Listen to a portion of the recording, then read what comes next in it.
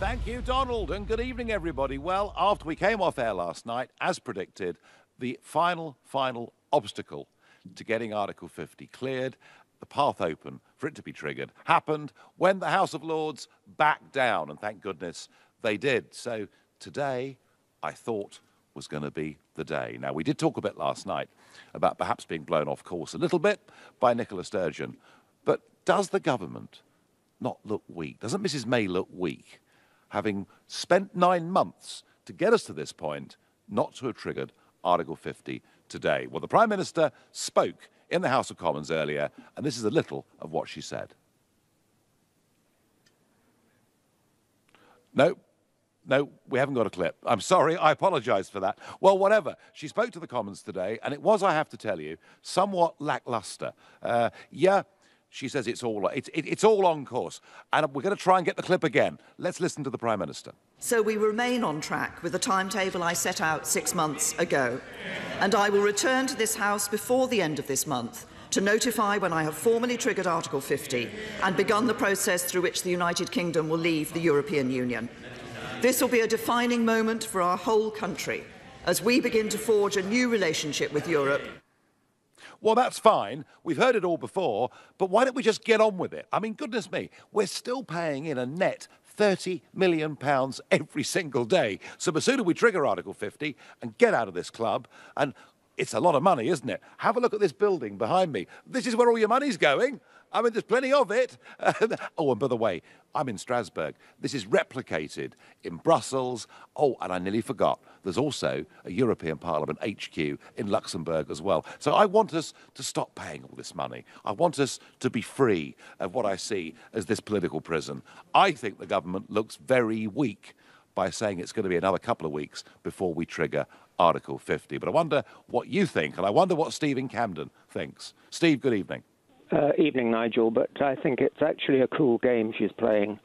Yeah. It's the Rome Treaty, the anniversary, I believe, isn't it, next week or the middle, in between? It's on the 25th of March, that's right, yes. Right. Well, I think either she's going to let them have their moment of glory before she brings in our Brexit. I have a feeling that anniversary is the key to the delay at the moment. Well, you know, you're absolutely right, Steve. It is 60 years since the Treaty of Rome was signed, and, you know, who could argue against a project of post-World War II, World War I, and the Franco-Prussian War, you know, reconciliation? But why would she wait until after that to do it? Is it a matter of respect, in your view? Well, I think it could easily be that, but I think it might be that she thinks she'll get better attention after they've had their moment in the limelight. Well, Steve, you say that, but I would say this to you. The European Parliament is in full session. Tomorrow morning, in that chamber, there will be the Commission President, Mr. Juncker. There'll be Donald Tusk from the European Council. There'll be the Prime Minister of Malta. There'll be the Prime Minister of Italy. I mean, tomorrow is a big moment in this place, you know, with over a week to go until the 60th anniversary. And I think, actually, it wouldn't have been a bad thing to trigger Article 50, to have a big debate tomorrow in this place with all the key players and, Steve, to get this on the agenda for the big European summit of 28 leaders of European countries on the 6th of April. By delaying, it means we can't actually have a serious conversation until the next European summit. And that's going to be maybe in May, but certainly in June. So it could actually be a year after we voted to leave before we sit round the table and start the negotiations. So, Steve, I take your point. You know, she may be playing a diplomatic game, but equally, do you get why people like me, after 9 months, are getting a bit frustrated? Well, I know why you're impatient, Nigel. I think a lot of people are impatient, but I just think that the hitch in the Lords was what has blown the timetable. It would have been ideal if we could have got it served for the 9th in order to catch this meeting. Yes. This week. But when I heard, it was obvious they weren't going to make that when the Lords messed about with their amendments, and they were determined to put their little mark on it. And I think they all look very silly, actually, because I don't think Nick Clegg gains in stature from the what he's been on about. I mean, it's just so ridiculous. And you have to ask yourself, Steve, why are there 100 life peers in the House of Lords for the Liberal Democrats? I mean, know. it's Completely extraordinary. out of scale. It's extraordinary. But Steve, I would say this to you. David Cameron was absolutely explicit in the run-up to the European referendum that if we voted to leave, he was going to trigger Article 50 by the 28th of June. Now, I accept that he stood down the morning after the referendum, and there were a couple of turbulent weeks before Theresa May got into office. But frankly, Steve, I have little sympathy for the government's difficulties, whether it's with the High Court, the Supreme Court, or the House of Lords. They should, in my opinion, have triggered Article 50 in July of last year, late summer of last year, and we would by now be midway through our negotiations. Yeah, well, when he stood down, he put things into purdah for a while, didn't he? It just kind of... Well, it put it back a couple of weeks, Steve. But my concern with this is I do actually think that Mrs. May and this government look weak. They look like they haven't got a proper plan. They look like they're dithering. And by not triggering Article 50 early, they finished up with a legal challenge. And now all the obstacles are cleared, and they're still not getting on with it. I take your point, Steve. She may be playing a game of diplomacy. Either way, I think there are some big stages coming up, including one here tomorrow, actually, at which this debate should have been had. Steve, I thank you for your call. I wonder what Ramon in Bayswater thinks. Good evening. Hi, Nigel. Hi. I was quite annoyed with your impatience. Like, I voted Leave as well in this referendum, and I'm on your side here. But do you really think the civil service is in the position to negotiate something which it's never done in the last 60 years, such a large task? Oh, I wouldn't ask the civil service to do it. I'd get rid of most of them, and I'd sack most of the Foreign Office as well. I'd bring in people who are business people. I would poach people from Switzerland. I'd poach people from South Korea. I'd poach people from Chile. I'd poach people from the countries that have put together the most incredible trade deals over the course of the last few years and have done it, in many cases, in absolute record time. That's how I would have approached it. So you're basically saying that foreigners should be doing it on behalf of us. That's not going to go down well with most people who voted Leave. Oh, come on. Look, we're not talking about an open door to 480 million people. We're talking about a few dozen professional experts. And by the way, Ramon, they would come on work permits, and once they'd done their job, they'd have to go. No, I mean, come on. We're talking about... If the argument is we haven't got the expertise, because for over 40 years, we've given away the ability to make these decisions to bureaucrats in this place, then the obvious thing you do, and if you and I, Rahman, were running a company and looking to get involved in a new market, we would recruit from anywhere in the world to get that expertise. I mean, I'm on your side here. As I said, I did vote Leave. On another point, I was just you posted on your social media a picture of you and Marine Le Pen about 1 hour ago. I was wondering, are you supporting her in this friendship then? Now, and Ramon, you're Geert Wilders as well, because he's quite dangerous, I think. I do not support Geert Wilders in any way at all. Whilst he may be right on the European question, I think the comments that he's made about Islam, in particular, wanting to ban the religion and the Quran and close down the mosques in the Netherlands, not only is against a sort of great tradition of religious tolerance. Also, I think, if you go to war against a religion, an entire religion, you are bound to lose. And for that reason, I don't support him. Now, as far as Miss Le Pen's concerned, you're quite right. Anyone that follows my Twitter can see that just an hour and 12 minutes ago, a photograph went up of myself and Marine Le Pen. And I'm not going to answer your question, Rahman. And do you know why? Because after the 7:30 news on this very show, in 20 minutes' time, I will tell you exactly why I was photographed in Paris with Marine Le Pen yesterday. Rahman, I thank you for your call, and I'm going to go to Sam in Flintshire. Sam, do you think May and the government look weak by not getting on with the job? Not only do I think they look weak, Nigel, I think that they have missed their window of opportunity in terms of triggering it yesterday, as you suggested, because I think not only would this have had the advantage of perhaps watering down Nicola Sturgeon's attempts at independence, or at least her proposals for a second independence referendum, I think it actually would have persuaded more voters in the Netherlands to turn out for anti-EU parties. And as much as you've just said that you don't personally agree with Mr. Wilders and his views on Islam, yeah, I mean, you have to concede that having a North Sea trading partner outside of the EU would be a positive thing, and this is exactly what he wants to achieve if he can become Prime Minister. So I think not only would it have been good for our domestic issues, it would have been good for our issues abroad, and not only our allies outside of Europe, but those that we could find within Europe. Well, you're absolutely right. You know, whatever people think of the politics of Wilders or Le Pen or anybody else, you know, ultimately, you know, these are people who, if they do become prime ministers or presidents of their countries, will adopt a very positive attitude towards trade with the United Kingdom. So, I mean, I agree with that. You know, I completely agree with that. But I wonder, does the British government really have the courage to do this job properly? I think that they do. I've had my doubts. For a while, I thought that we'd be kept in the single market, which I was very much opposed to, and I'm glad that Mrs May has announced that. And while I do hold the reservation that perhaps she is trying for a negotiation strategy in which she makes the single market seem like a treat, and by saying that we don't want to be a part of it, actually ends up becoming a part of it, by making that sound as if it's a reward and making it a concession almost that we leave.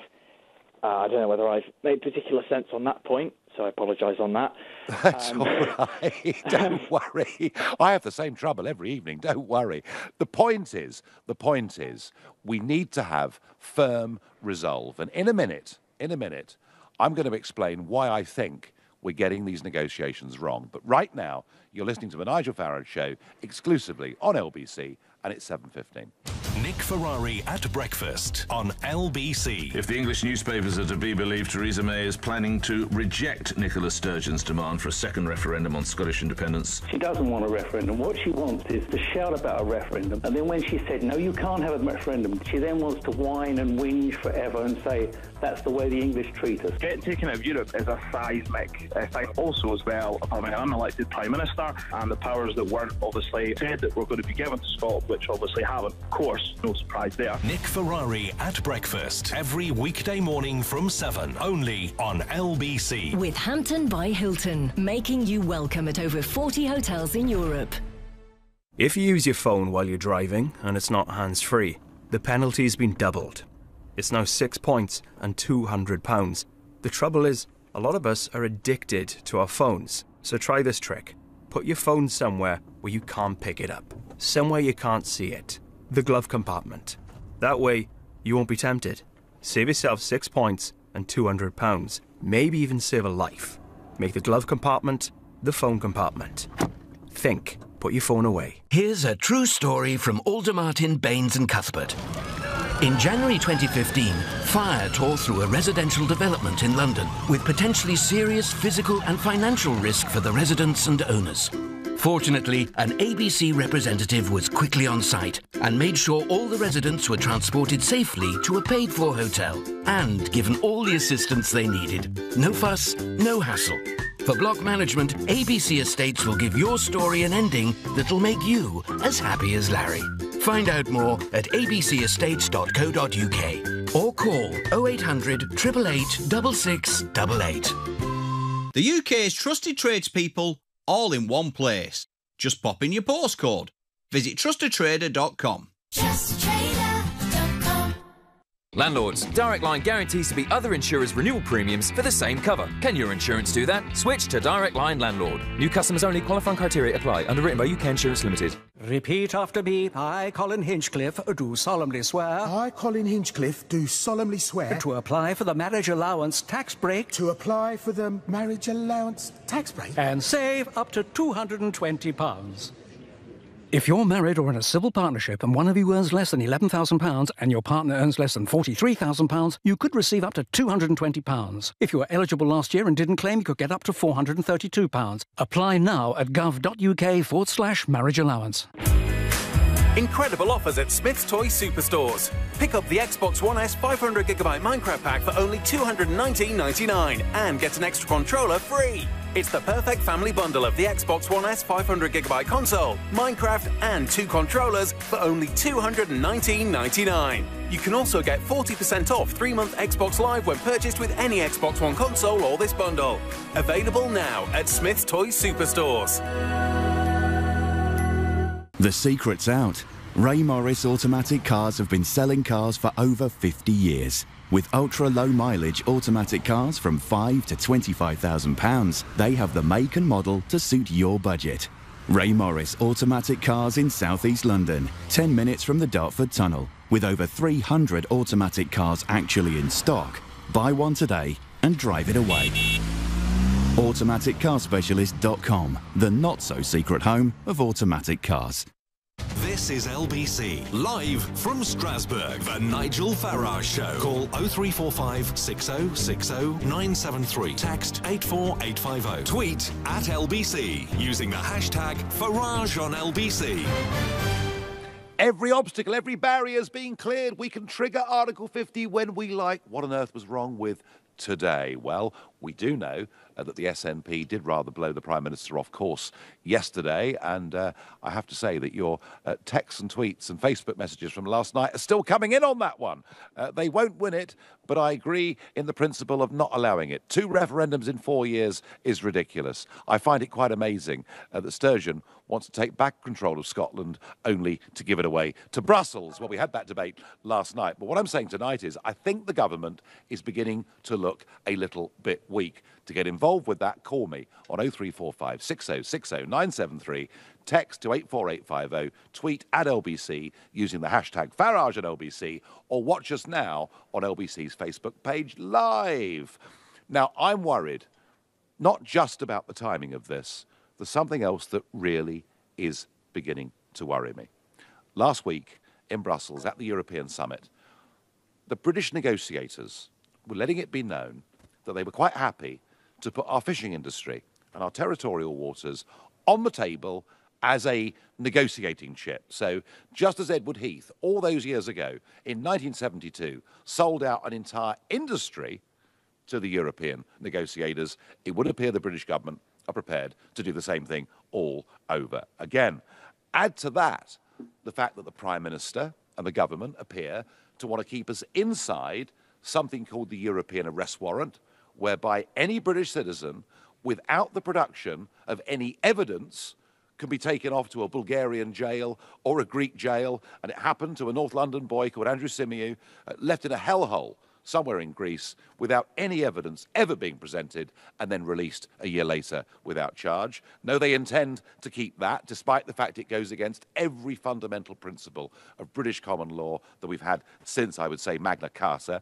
And worse still, David Davis, who I guess you'd think is sort of the hard nut of the government when it comes to Brexit, gave a speech in Lithuania 3 weeks ago in which he said that after we leave, there could be transitional arrangements that might mean that there'll be free movement of people could go on well into the 2020s. So here's my problem.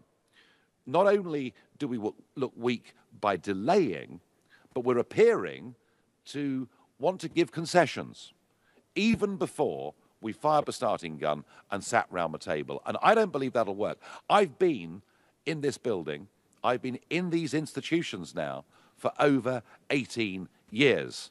Yes, I'm even more unpopular now than I was then. But the point is that in negotiations, in these institutions, the one thing that never works is weakness. You've got to be strong. And I fear we're going in playing a very weak and a very bad hand. That's my view.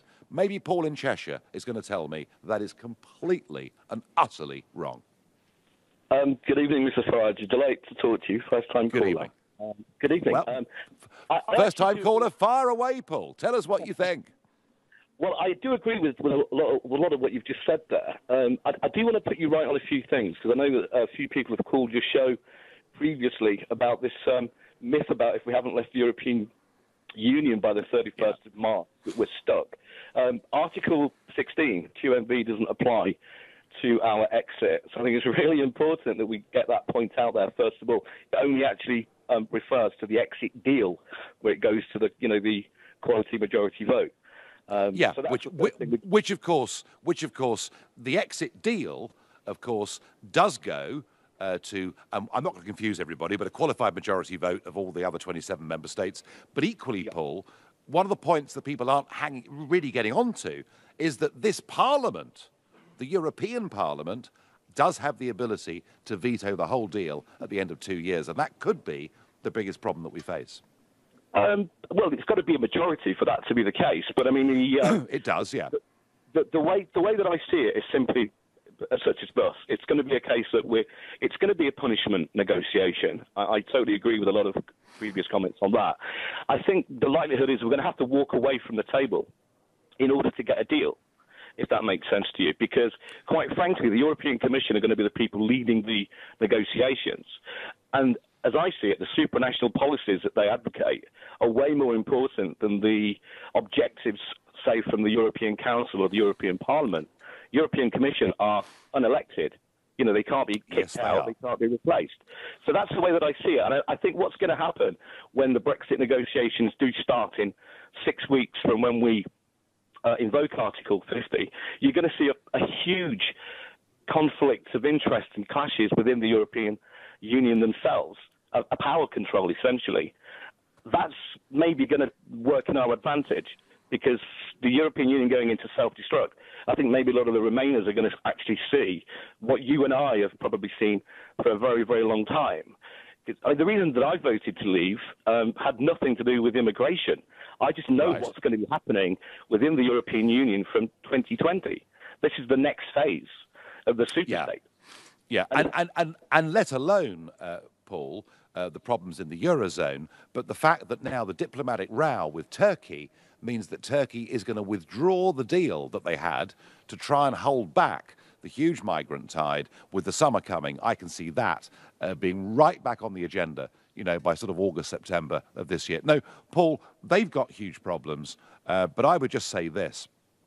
You're right about the European Commission being unelected, but this building has elections in May 2019, just a couple of months after we should have left the European Union. And one of the things we should be doing is we should be forming an alliance with European businesses, car manufacturers, wine producers, chocolate makers, call it what you will, whoever it is, to put pressure on politicians to say to them, if you do a bad deal, if you do a punishment deal on Britain, the people you're really going to hurt are us, the workers, for whom the United Kingdom is our best export market in the world. Now that, I think, would be quite a clever strategy, wouldn't it? Do you think, though, that the reason that... I mean, I personally disagree with you that there's a delay. The Prime Minister has always said it's going to be the end of March. Hang on. It's been 9 months, Paul. It's a 9-month delay. I get that fully. I mean, and I know that on the 24th of June you wanted to invoke Article 50 immediately. There has to be preparation for this, because, you have to go out, you have to ask businesses what they want from the deal. There's going to be 18 months of negotiation time only for the 2 years. Now, if you're invoking Article 50 on the 24th of June, then you're going to spend a good few months recruiting the civil servants, the solicitors that you need in order to do this process. It's a massive, massive process, as I'm sure that you are fully aware. But by waiting, we gave room for Gina Miller, the House of Lords, and everybody else. Paul, I accept that they could have had a few weeks, but I think the fact the government, the Cameron government, the Osborne government, didn't have a plan B, had put nothing in place in terms of contingency, was, I believe, a dereliction of duty. Paul, you made some great points. To prove our internationalism, we're now going to Norman, who is calling in from Dubai. Norman, good evening. Nigel, good evening. Your last caller has got it absolutely wrong. On referendum day, on Independence Day, the 23rd, it took the great British public less than 14 hours to make a momentous decision. And our government, for heaven's sake, needs to be decisive. It needs to be clear. It needs to be as robust as the British public in making this decision. And I just don't see it. I see the government eventually, the outcome is, despite some of your optimism, Mr. Farage, with Mrs. May, and I understand that, and I sometimes share it. But I'm telling you now, and I think you know it in your heart, that it's going to be disappointing, and it's going to be a diluted Brexit negotiation. That is what you're going to get from the Conservative Party. No one is holding their feet to the fire. UKIP is not represented at all by Mr. Carswell or anyone else. No one is holding them to account. And the Labour Party are not doing it at all, are they? Absolutely not. And the referendum vote, it wasn't simply a vote about leaving undemocratic, protectionist political structure. It was actually a no confidence vote by most people voting for Brexit in our political establishment, in our established political parties. We no longer have confidence in them. And it's coming out. The fruition of all of this is now coming out in the behaviour of the government. I mean, just 3 months ago, we had Dr. Liam Fox here in Dubai speaking to the British business community, ostensibly as one of the Leaver members of the British cabinet. But all he had was excuse after excuse. I mean, I asked him about why wasn't Article 50 implemented on the day that Theresa May was elected Conservative leader. And he said, he came up with lots of reasons. He said, we don't have negotiators. We don't have negotiators. We didn't need to have negotiators in the last 35 years, 40 years of being in the EU. It takes us time to recruit them. And I said, well, I'm a business person. If I needed to recruit someone tomorrow, I've got about 10 recruitment agencies where I can bring in these candidates within a day. Yeah, it wouldn't be hard, would it? It really, really, Norman, it would not be hard, not be on the word of man. You and I are absolutely at one with that. You're listening to The Nigel Farage Show exclusively here on LBC. It's 7:30, time for the news. The Prime Minister says the passing of the Brexit bill sends a message to Europe that Britain means business. Theresa May's told the Commons the legislation will receive royal assent in the coming days, allowing her to trigger Article 50 by the end of March. Transport for London has started the process of arranging compensation to be paid to victims of the Croydon tram crash. 7 people were killed and 51 were injured last November when a tram derailed at nearly 4 times the speed limit. Some of Britain's busiest commuter trains could get rid of first-class carriages to try to help deal with overcrowding. As part of a planned new franchise agreement for southeastern trains, they could be made fully standard class. LBC weather, more showers across Scotland tonight, some drizzle in the south and a low of 8 degrees. LBC Travel. Good evening, I'm Andy Ivey. On the anti-clockwise M25 in Essex, there's been a serious accident about 3 miles after junction 30. 2 lanes are closed and there are tailbacks to junction 31. But the clockwise queues on the M25 are easing now at junction 31, just before the QE2 bridge, after an accident that's been moved to the hard shoulder. In Cheshire, there are severe delays on the westbound M62 from junction 12, the Eccles interchange, to junction 10, the Croft interchange, where it was closed for the air ambulance to land about 15 minutes ago. It's because of an accident on the eastbound M62. 1 lane is closed and there are delays of about 45 minutes. In Edinburgh, there are long delays on the northbound M9 between junction 1A Kirkliston and junction 7 Kinnaird House following the earlier closure of the Forth Road Bridge because of high winds. On the trains, there are delays on Southern and Thameslink of up to 20 minutes between Sutton and Wimbledon because of a signal problem. For more real-time traffic updates, go to lbc.co.uk. This is LBC. Match, Malcher, workplace chair, pension, pop. Sound a bit alien? Well, he's saying it's time for small businesses to set up a workplace pension. Still sound alien? Don't worry, the People's Pension can help. We're an award-winning scheme run by a provider with 30 years pensions experience. Our complete solution gives small businesses total support. Join the thousands of businesses already signed up at thepeoplespension.co.uk/alien. The People's Pension's a workplace pension scheme regulated by the Pensions Regulator. The People's Pension, designed for people, not aliens. When you need more space. Think creatively. What could you use a log cabin for? A studio? A home office? A den for the kids? Creative Living will design and build a log cabin to suit your needs, even taking care of electricity and climate control. See for yourself at our 3 large cabin display villages in Surrey. Find out where at creativelivingcabins.co.uk. Your own log cabin, handcrafted, the creative living way. John, I think we need to make our marriage work harder. What? It's the moustache, isn't it? No, it's our marriage allowance. There's up to £220 waiting for us to claim. Although I think you could lose the moustache. Yes, dear. If you're married or in a civil partnership and one of you earns less than £11,000 and your partner earns less than £43,000, you could receive up to £220. If you were eligible last year and didn't claim, you could get up to £432. It takes less than 10 minutes to apply online at gov.uk/marriage allowance. This summer there'll almost definitely be a heatwave, but there may be a wind chill factor in July and August, bringing an Arctic feel to proceedings. Temperatures will be between 12 and 35 degrees, or thereabouts. At Experian, we can't predict the future, but our credit matcher service can help you find credit cards and personal loans you're more likely to be accepted for before you apply, without affecting your credit score. Take the guesswork out, get your free Experian credit score, and try Credit Matcher today at experian.co.uk. Experian Limited is a credit broker, not a lender. See website for details. This is the sound of someone breaking into your business. It's that simple. And once they're in your systems, they can do real damage. Hiscox Cyber and Data Insurance for small businesses covers everything from extortion to data theft. Our team of IT specialists will recover lost data and prevent further damage wherever possible, so you can concentrate on connections in the real world. Hiscox Cyber and Data Insurance for the small and the brave. I know what the plough looks like in the night sky. I know how Eskimos kiss. I know a time when a mullet wasn't a fish. And I definitely know this piece of music. But I don't know my state pension.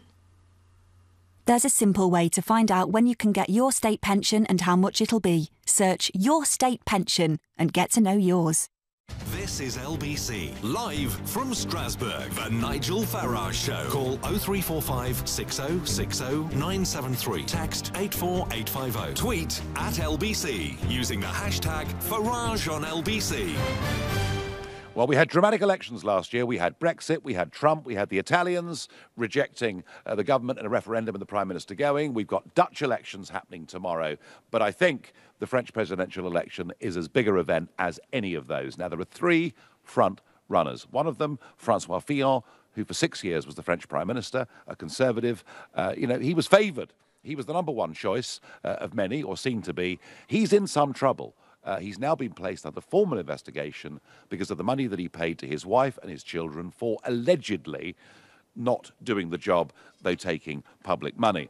The second big front runner is Emmanuel Macron, 39 years old, good-looking, centre-left, big supporter of the European Union, big believer in the euro, big supporter of a European army, and he is absolutely up there in the opinion polls. And I was amazed when a couple of weeks ago, Theresa May invited him to number 10 Downing Street for a meeting and allowed him to do a press conference on the steps of Downing Street. I thought, why is a Conservative Prime Minister supporting a left-of-centre candidate? And yet, she refused to meet Marine Le Pen. Now, bear in mind, there are 300,000 French voters living and working in London. And yet they've been given, in a sense, a PR puff for Emmanuel Macron. So I thought perhaps I'd try and do something about that, try and help to redress that balance. So the answer is, the photograph that you've seen on Twitter with Marine Le Pen and myself was me in her head office in Paris yesterday afternoon. And I decided I wasn't going to support her. I wasn't going to oppose her. I was going to interview her exclusively for LBC. Here's just a little taste of what she said. And what does, Britain leaving the European Union, what does it mean for the European Union? What does it mean for France? And in particular, for this election?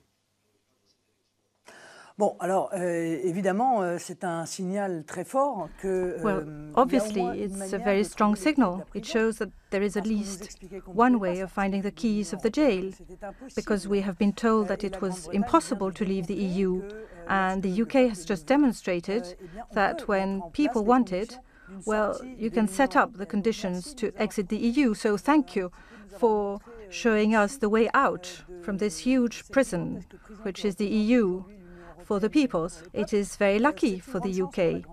And everybody knows that because beyond the strategy of fear implemented before Brexit, Great Britain is already reaping all the benefits of this bold decision that the people made. It makes it possible to be free and to move forward without the EU poking a knife in your ribs and obliging you to go somewhere you may not want to go. It makes you able to control your borders, your economy.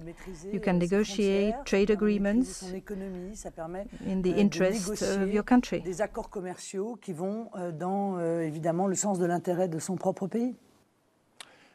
If you want to see that clip, go to lbc.co.uk. It's there available. And the full interview with Marine Le Pen, conducted by me exclusively for LBC, will be aired at 7 p.m. until 8 p.m. tomorrow evening, followed by, I suspect, many, many hours of phone calls that will go on until the early hours of the morning. So to hear the Le Pen exclusive interview, 7 p.m. tomorrow evening, only on LBC. But back to our question tonight. Does Theresa May look weak in not triggering Article 50?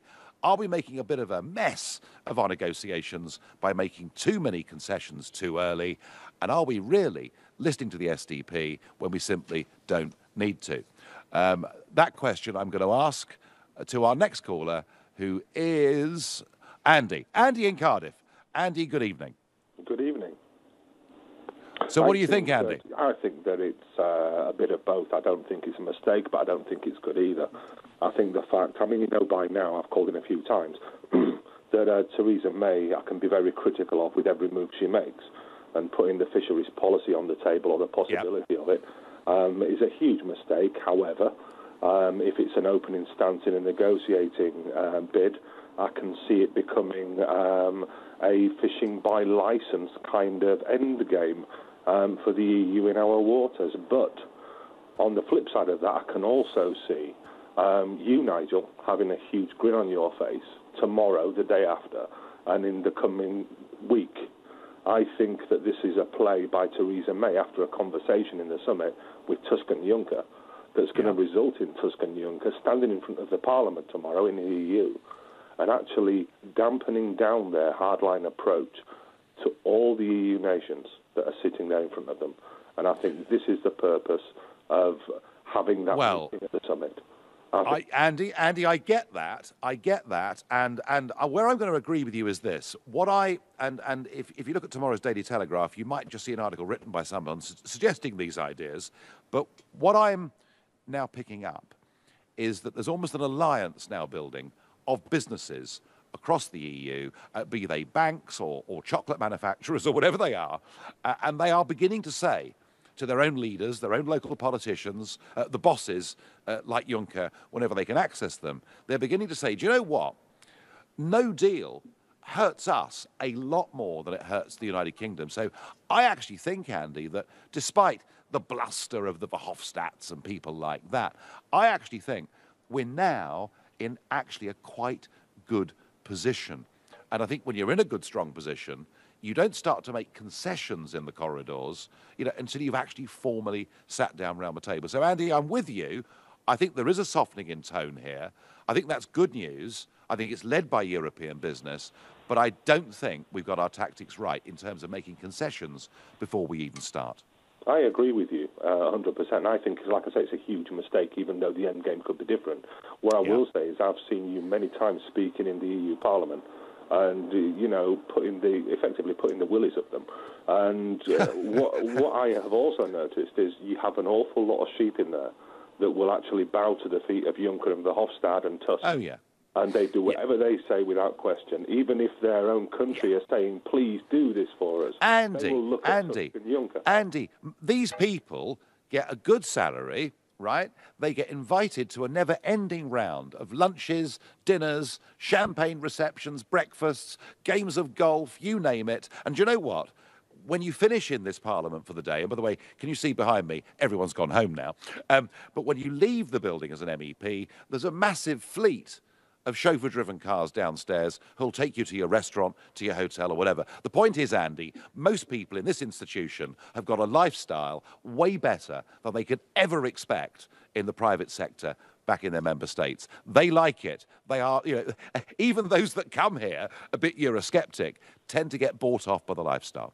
Well, I'm really looking forward to being first in the queue outside the EU Parliament with his camera to actually watch the for lease sign go up on that building.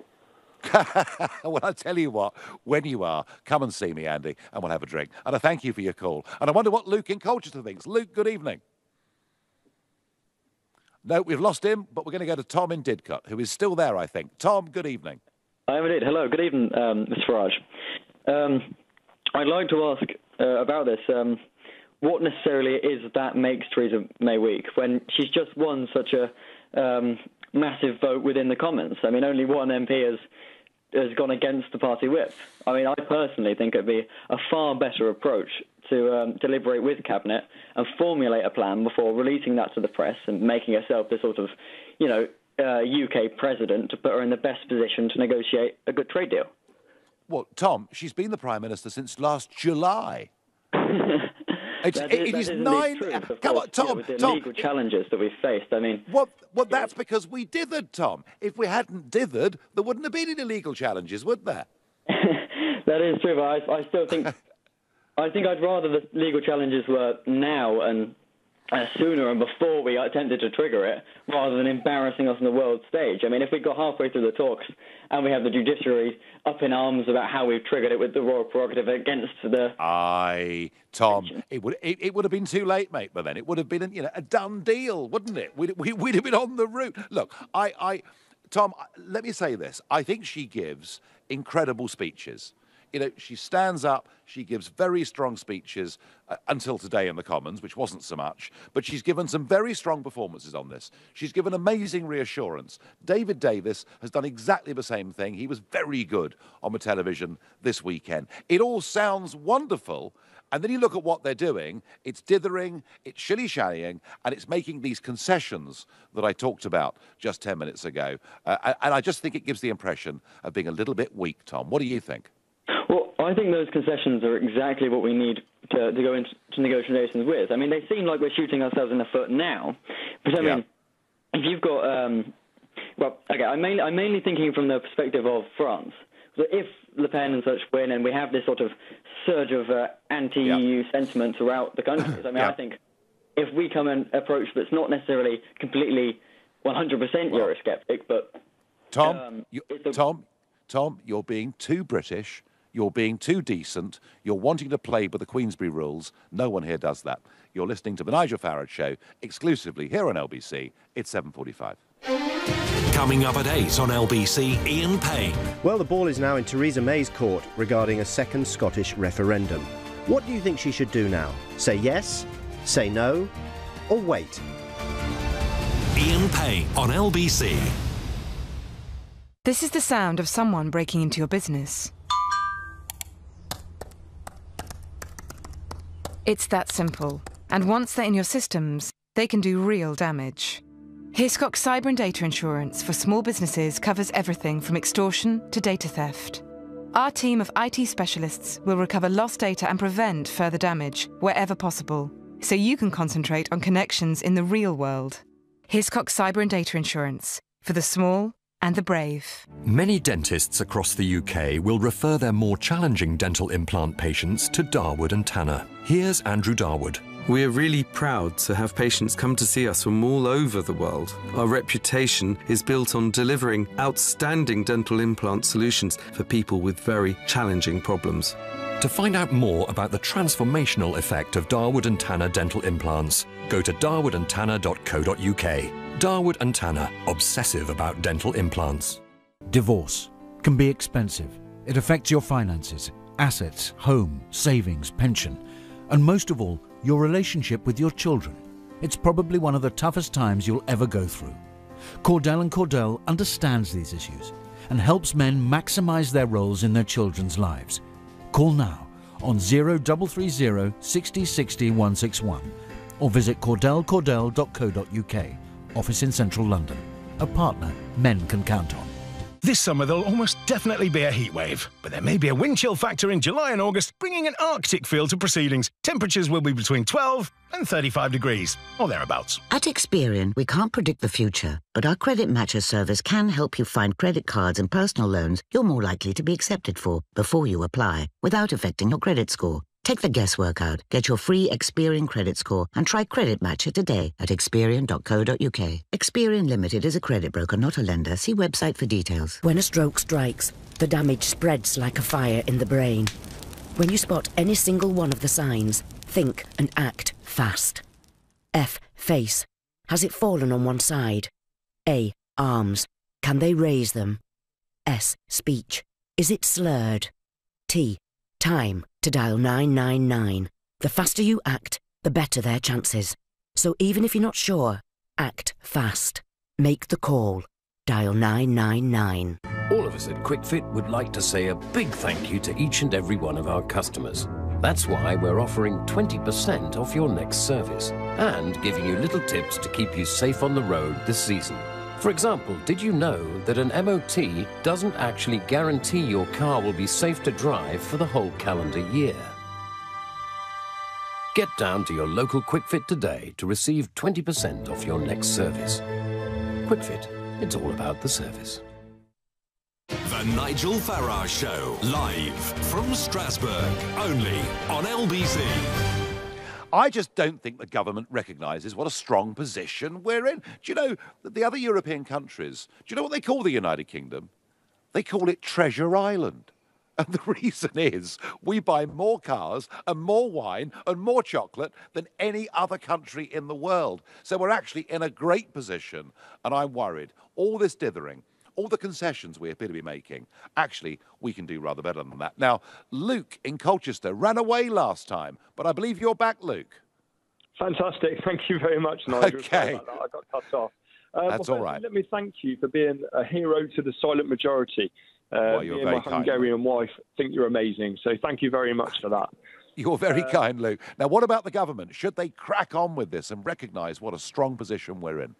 Okay, well, Theresa May's got to be quite careful, I think, right now, because it's important to be tactical at this point, because we have to remember she's facing a fight on quite a few fronts. I mean, we've got the bullies in Brussels, we've got the belligerents of the SNP, we've got the vocal minority, and then, of course, we've got conviction politicians who are kind of creeping up out of the woodwork here, there and everywhere and are pretty much doing whatever they can to undermine her. So I think she needs to be quite careful and pick her battles carefully with this one. Well, OK, Luke, maybe I'm too gung-ho. Perhaps I am.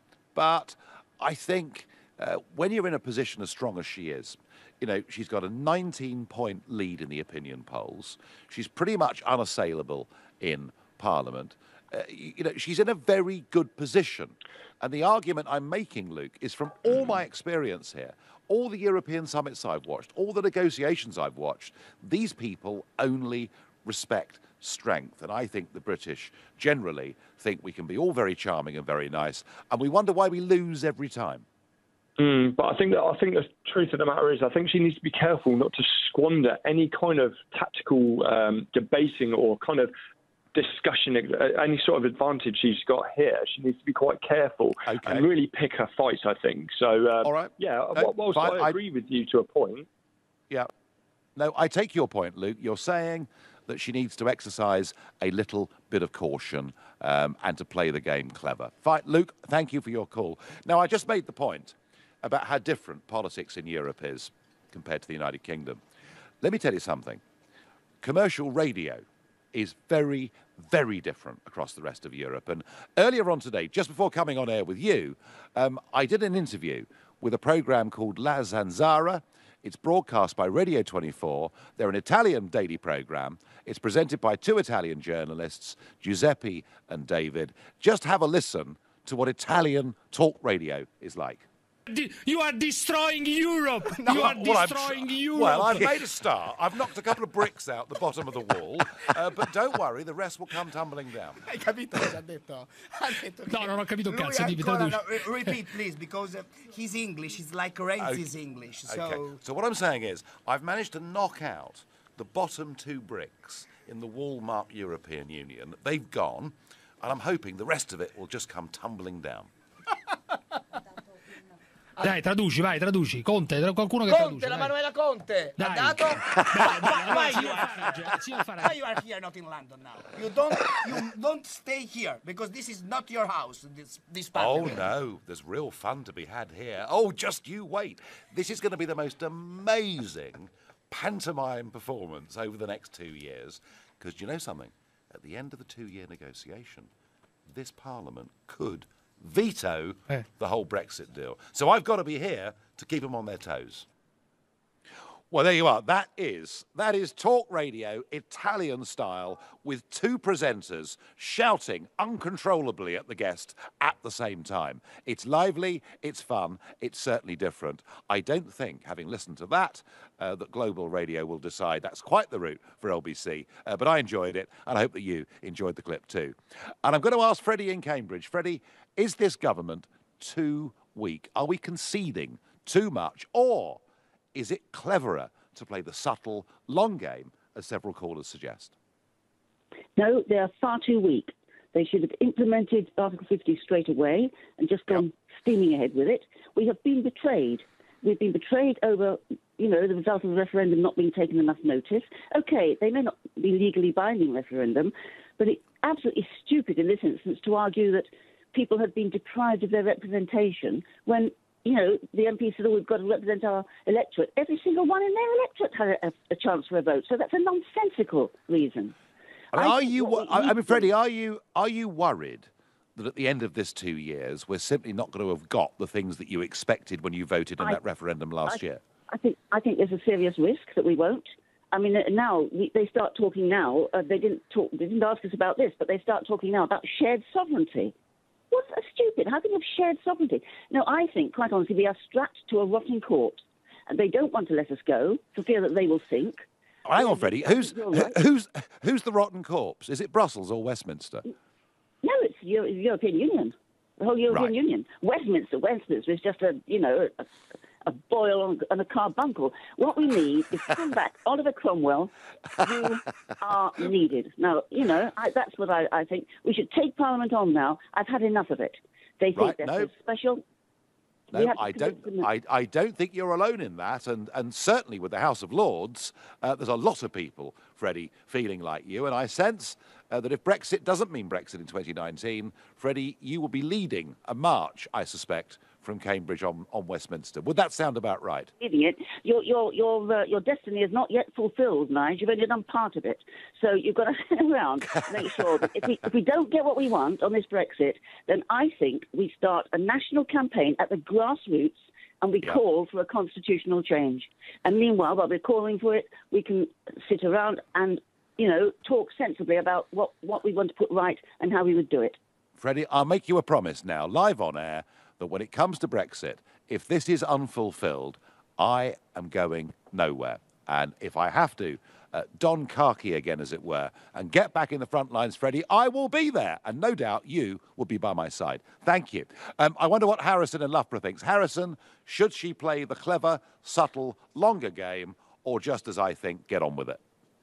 Hi, Nigel. Well, in a perfect world, you'd be Prime Minister, or Deputy Prime Minister.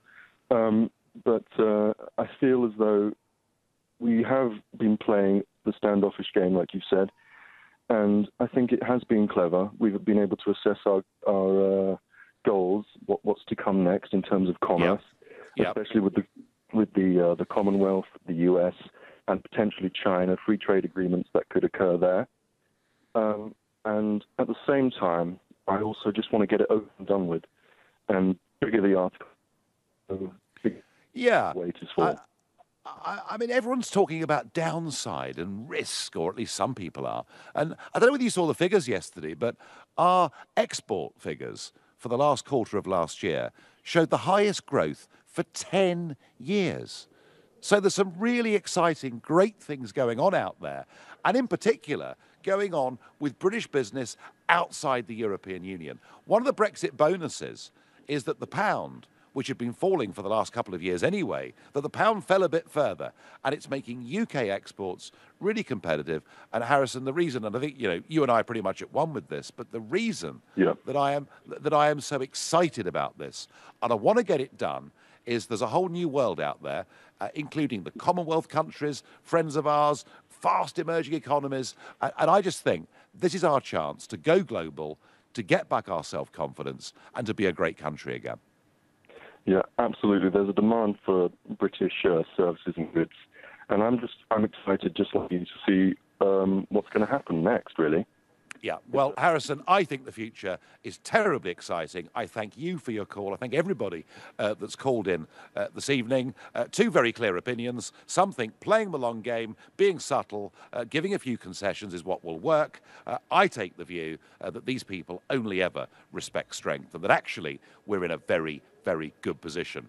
So tomorrow, between 7 and 8 o'clock, it is my exclusive interview with Marine Le Pen. She's currently in the lead in the opinion polls for the first round of the French presidential election. There are 13 or 14 candidates. 2 of them will go for a head-to-head. It'll all be decided in May. Tomorrow's interview, I think you'll find interesting, exciting. You'll get a real perspective on who Marine Le Pen is. You've been listening to the Nigel Farage Show here on LBC. Coming up at 10, it's Ian Collins, but up next, it's Ian Payne.